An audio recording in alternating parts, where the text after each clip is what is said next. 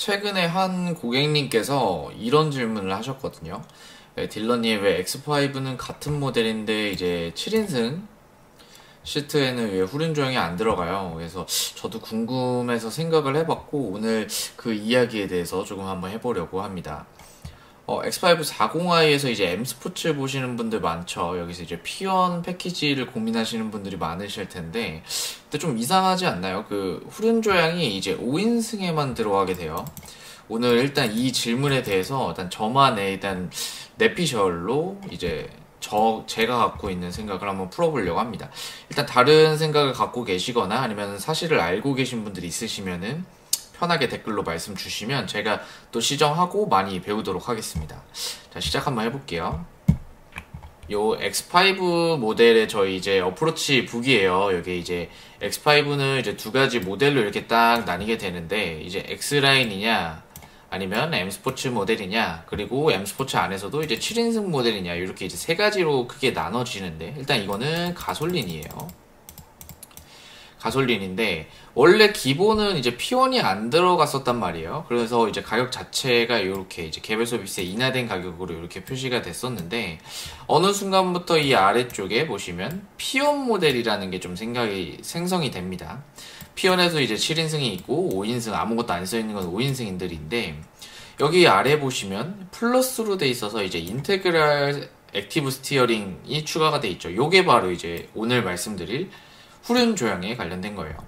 이 후륜 조향이 플러스가 돼가지고 360만원이 이제 추가가 됐어요. 그러면서 이제 P1 모델로 이제 생성이 됐는데, 일단 X5에서 이제 7인승 모델은 P1이더라도 변동사항 없음. 그러니까 인테그랄 옵션이 안 들어간다는 소리고, 일단 X라인은 7인승에서도 안 들어간다는 소리예요. 그러면 이제 왜 이 5인승에서만 이 후륜 조향을 넣어줬을까에 관한 생각을 한번 정리를 해봤어요.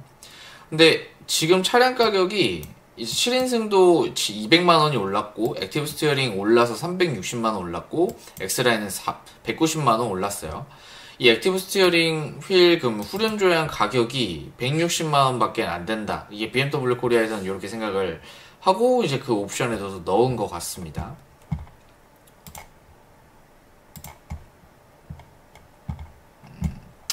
우선은 이 X5를 설명하기에 앞서서 가솔린 모델뿐만 아니라 여기 보시면 이게 저희 잘 안 보이시겠지만 여기 이제 X5 50이 이제 하이브리드 모델이에요. 이 하이브리드 모델에서도 여기 보시면 5인승, 하이브리드는 전부 다 5인승만 나오거든요.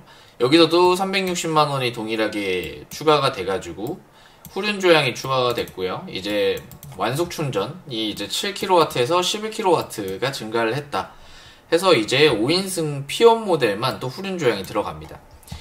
뭐 요거는 이제 가솔린만 넣을 줄 알았는데 이제 하이브리드까지 들어가요.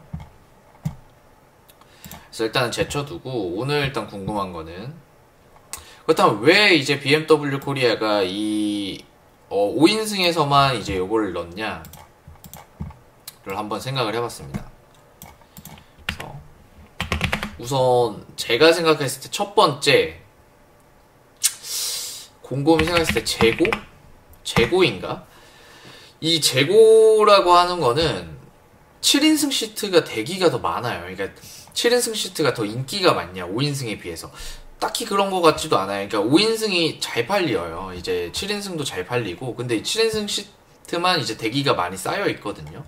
그 이유 중에 가장 큰 이유가 7인승 시트가 잘 안 들어옵니다. 그러니까 이게 BMW 코리아에서 이제 발주를 더 적게를 하는 건지, 아니면은 조금 뭐 전략상으로 이제 7인승 시트를 조금 적게 이제 입항을 시키는 건지는 잘 모르겠어요. 근데 아무튼 요 7인승 시트가 굉장히 대기가 많이 차 있고 5인승 시트는 좀 바로 나오는 경우들이 있거든요. 근데 이 액티브 스티어링 휠 이제 후륜 조향을 넣어줌으로써 아무래도 이 5인승 시트에서 액티브 스티어링을 넣어줌으로써 판매량을 조금 더 올리려는 의도가 좀 들어있나? 요런 생각을 한번 해봤어요.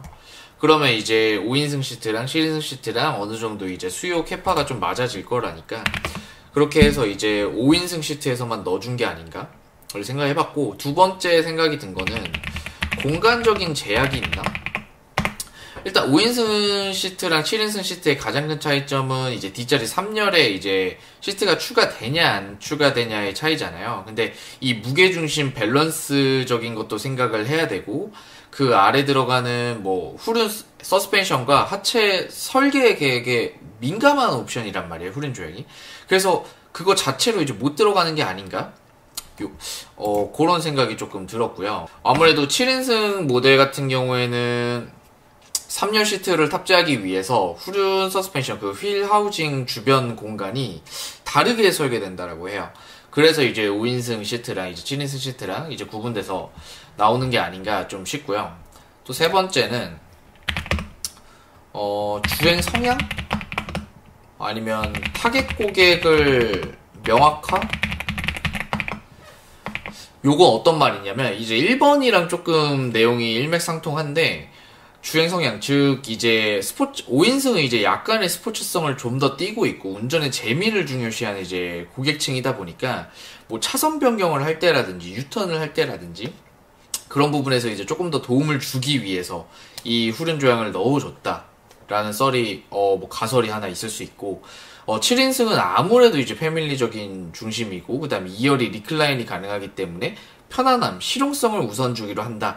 그래서 X5는 이제 리클라인 구분뿐만이 아니라 후륜 조향이랑 리클라인 두 가지 동시에 이제 고려사항에 넣어 놓은 거죠. 제가 상담을 드릴 때도 5인승이랑 이제 7인승의 가장 큰 차이점 뭐예요? 이렇게 하면은 이제 2열 이제 기울기 조절, 리클라인 조절을 조금 말씀을 드리는데, 앞으로 한 가지가 더 생긴 거죠. 그러니까 이거 5인승은 이제 인테그랄 이제 후륜 조향도 가능합니다.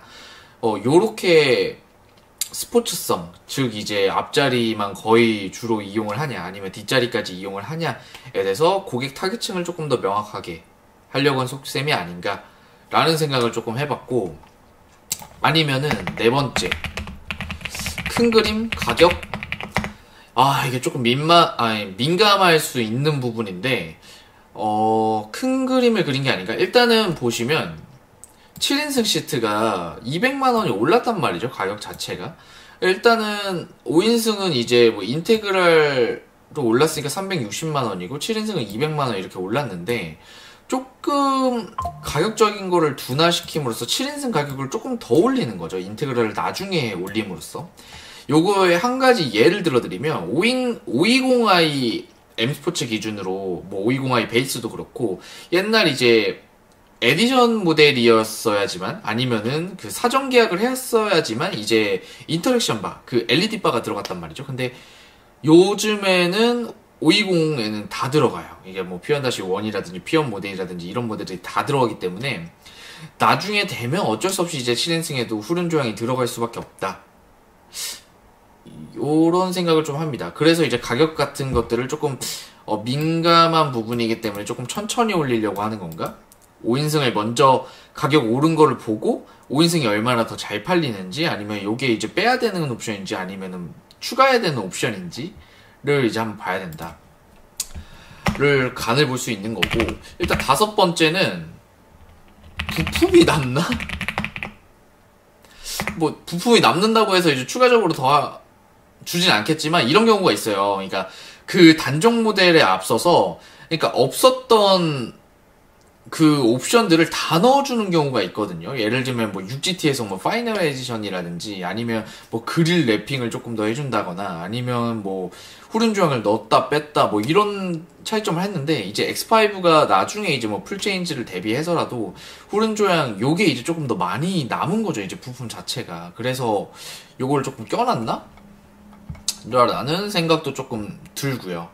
아니면 원가 구조 부분이라든지 뭐 생산 단가를 맞추기 위해서 뭐 이런 것들이 있을 수 있는데, 잘 모르겠어요. 일단은 상담을 드릴 때 이제 X5 부분에서는 P1 이제 5인승만 들어간다, 요렇게까지밖에 설명을 드릴 수가 없어요.